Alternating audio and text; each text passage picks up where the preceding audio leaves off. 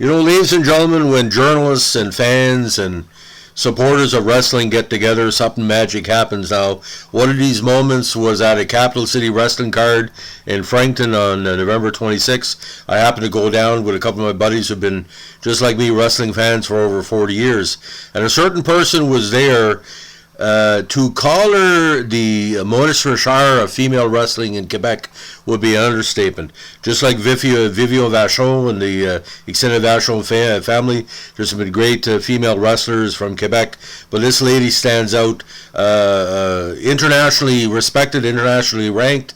In the recent PWI Women's Top 150, she made the list yet again, but she's also been recognized in the PWI 500, which recognizes the best 500 wrestlers of the 8 billion people on the planet.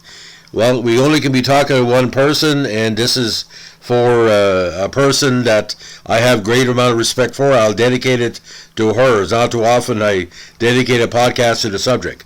Of course, the great Geneviève Goulet, better known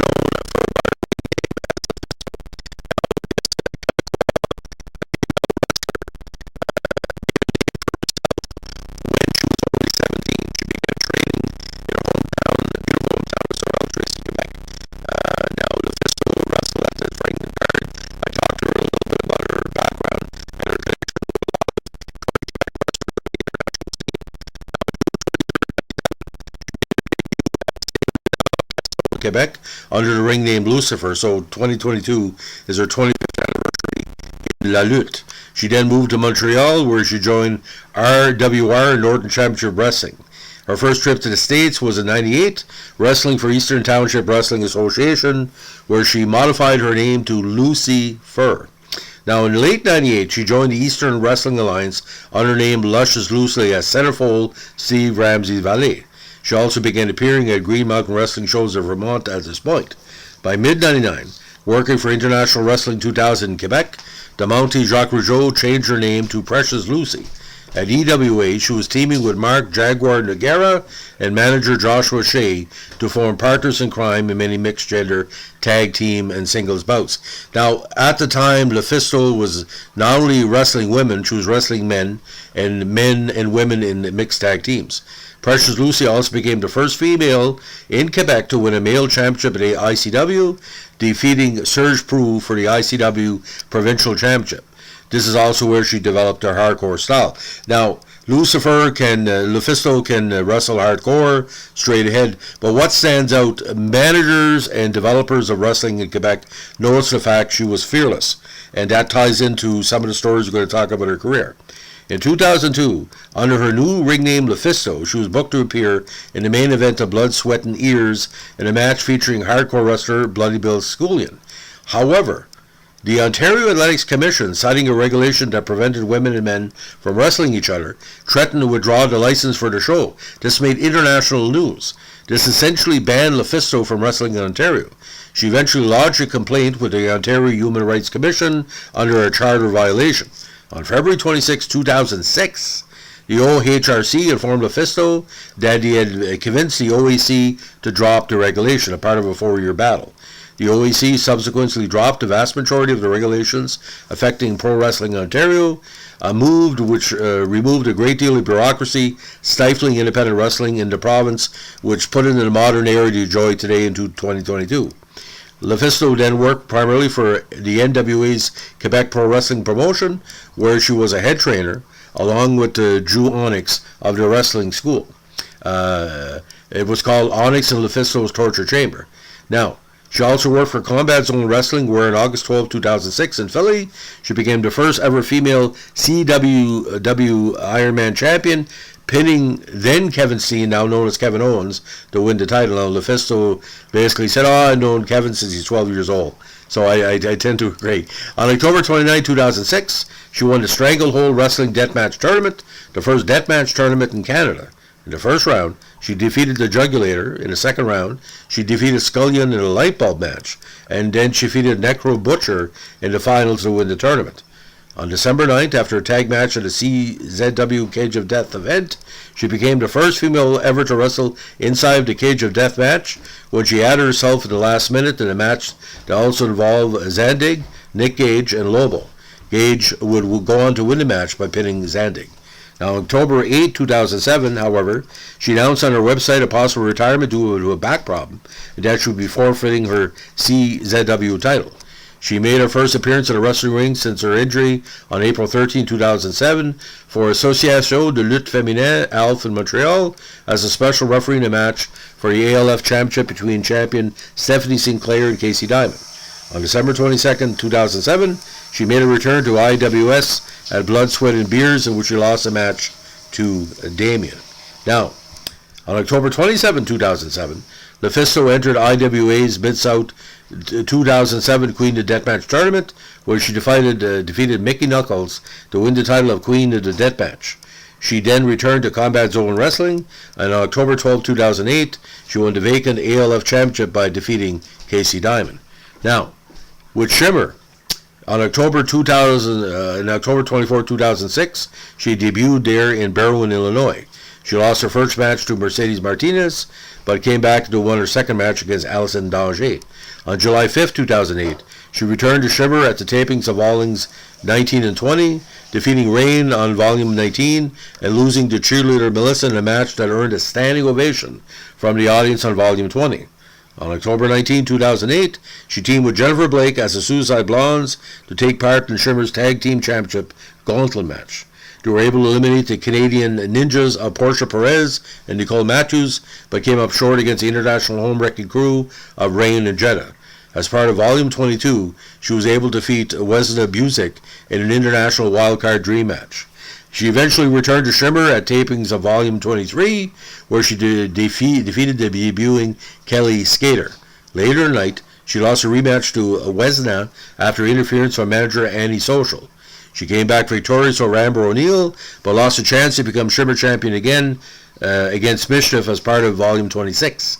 On Volume 27, she had a number one contenders match with Amazing Kong, but both of them were counted out, so they were both declared number one contenders. As part of the main event of Volume 28, she lost a three-way elimination match with Amazing Kong and eventual winner Mischief. Now, in early June 2009, the birth of a new all-female champion promotion, NCW Femme Fatale, administered by LuFisto and Stephanie Bourrier, the former booker of ALF, was announced. On September 5th, LuFisto defeated cheerleader Melissa in the main event of the inaugural show, making their record in singles 1-1. After the match, Sarah Del Rey brutally attacked LuFisto.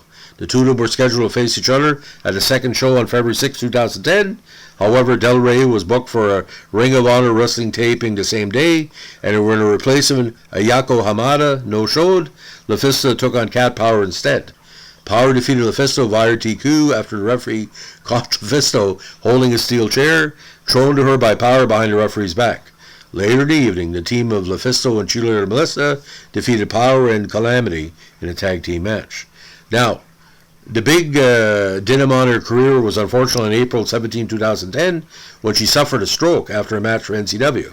LuFisto, who has a family history of heart problems, decided to continue her career, albeit going through some tests. LuFisto made a return to the ring on June 5th, defeating Sarah Del Rey in the first round of a tournament to determine the first ever NCW Femme Fatale champion. On October 23, 2010, she first defeated Calamity in the semis and then Portia Perez in the finals to become the first NCW Femme Fatale champion. She would go on to lose the title to Calamity on October 8, 2011, but on April 4, 2015, she defeated NCW Femme Fatale champion Courtney Rush and Soraya Knight to win the title for the second time. On August 1, 2015, she lost the belt to Jessica Black in a three-way, also involving Stacy Tebow. Now in Mexico, she made her debut on February 19, 2012 for the Mexican promotion Original Pro Lucha, defeating La Vaquerita to win the Lucha Pop Women's title. On February 21, 2013, Lucha Libre AAA Worldwide announced that she had signed with the promotion. She made her debut on March 1st, defeating Cynthia Moreno to advance to the finals of a tournament for the AAA Reina de Reinas Championship, or Queen of the Queens. On March 17 on Rey de Reis, LuFisto was defeated by Fabi Apache in a four-way elimination tournament final, which also included Maria Apache and Taya. Now, In Women's Superstar Uncensored, she made her debut in Women's Superstar Uncensored after the announcement of a working relationship between WSU and NCW Femme Fatale. This saw LuFisto, NCW Femme Fatale champion Calamity, debut at WSU in June. Her first match there was a win at the 5th Annual Uncensored Rumble on June 16, 2012 against Leva Bates. At full steam ahead in October that year, she faced off against one of her greatest rivals in Mercedes Martinez. The two wrestled to a 30-minute time limit draw. After the match, it was announced the two would renew their rivalry up in Canada in November, this time in a cage at NCW Femme Fatale 10. In February at WSU's An Ultraviolet Affair, LuFisto and Martinez squared off once more in a Falls Count Anywhere match to determine the number one contender for the WSU title. LuFisto defeated Martinez and was deemed the new number one contender to Jessica Havoc's WSU title. Due to Havoc being stripped of the title, she defeated Athena at the WSU Queen and King of the Ring event on May 10th to become the champion, but she lost the title in May 2015 to Cherry Bomb. Now, LuFisto made her debut in Shine at Shine 7 on February 22, 2013 in a losing effort to Elvesi Velez after an outside distraction by Made in Sin, Allison Kay and Taylor Made. On July 12th at Shine 11, she participated in a tournament to crown the inaugural Shine champion, however, was eliminated after losing to Rain. Now, LuFisto made a return to Shine after 2 years on September 4, 2015 at Shine 29, where she lost to Jessica Havoc. Now, on January 13, 2007 at Shine 40, she won the Shine title in a triple threat match against Allison Kay and again Mercedes Martinez. Now, LuFisto eventually vacated the Shine Championship on June 26, 2018 due to health reasons. Now, as it stands in 2022, she does a lot of the independent circuit on the east coast of Canada and the States, primarily New England, Maritimes, and Quebec. Now, I want you to check out LuFisto's website to check out her up-and-coming cards, but I asked her on Saturday about her belts. Well, she was saying, I still have some, but obviously I've won a lot. But she, at this writing, is the most decorated of the modern era of Quebec wrestlers because the amount of different promotions, male or female, she's taken part in. Although El Generico, Sami Zayn, and Kevin Steen, Kevin Owens have won belts throughout the world, she's won male belts, female belts, tag team belts, intergender belts, male tag team, female tag team. So, as of this writing, All-Star Wrestling, AESW Canadian title, 1 time. Alpha Mega Wrestling, women's title, 1 time. Association de Lutte Féminin, ALF Championship, 1 time. The Sherry Memorial Cup Tournament winner with, of course, El Generico, Sami Zayn. ALF Quebec Female Wrestling Hall of Fame. Atomic Championship Wrestling Heavyweight title winner once. Combat Zone, Best of the People's Choice Award 2008. Ironman title, 1 time. CZW Hall of Fame Class of 2019. Evolution of Wrestling Super 8 Women's Tournament Championship 2005. Independent Wrestling Association Mid-South Queen of the Deathmatch Tournament winner 2007. Indie Hall of Fame Class of 2022. Inter-Championship Wrestling Olympic title winner current. Provincial Championship 2 times. ICW Tag Team title winner 2 times. And Queen of the Deathmatch Tournament winner 2007. International Wrestling Cartel Women's title once. Jersey All-Pro Wrestling JAPW Women's title 1 time. The Jonquière Championship Wrestling Tag Team title once. Le Lutte Si Vrai their title once. Lucha Libre Femenil LLF Extreme Championship 1 time. Lucha Promotion Original Pro Lucha Pop Women's Championship 1 time. Norton Championship Wrestling Femme Fatale Championship Tournament 2010. International Femme Fatale Championship twice. North Shore Pro title once, Hall of Fame 2019. Pro Wrestling Illustrated, again, she's been marked in the top 50 and the top 150 for women, top 500 for men, but her big number, which was top 5 in the PWI Female 50 in 2014. Slam Angels Wrestling, SAW World Title 1 time. King of the Deathmatch Stranglehold Wrestling 2006. Shine Wrestling, Shine Championship 1 time. Ultimate Wrestling Alliance Cruiserweight Championship 1 time. Women's Superstars Uncensored WSU World Championship. And, of course, Westside Extreme Wrestling Femme Fatale Tournament. Now, Midget Mad Dogs and Screwjobs, a very famous ECW press book, has a biography on her. And, again, the connection to AEW was also happening. She had wrestled for AEW mostly in 2012. I was talking to her about that. She doesn't need to be in a major federation. She can travel the world, and she's well respected every place. But if you're a title winner in Mexico, a title winner in Japan, a title winner in U.S., title winner in Canada, Quebec, but she's lost matches where she has been the best wrestler in the match several times. And from a kayfabe standpoint, when you're got a win record of 80-20 like she has, she's considered, again, the longevity, the Hall of Fames, the personality. She's very, very humble. I talked to her about 5-10 minutes just about wrestling. She's good with her fans. She's approachable. But she's been through a lot of shit. She was basically told she couldn't do what she wanted to do. She took a stroke. She's had some health problems over the years. But if you're wrestling upwards of 100 to 200 times a year, sometimes twice in the same card, it does add up. And physically, she is probably... I know it's a weird comparison. How Kevin Steen is built, or Kevin Owens, with her it's the same thing. It's like she's not intentionally hardcore, but the Rough House is her best wrestling.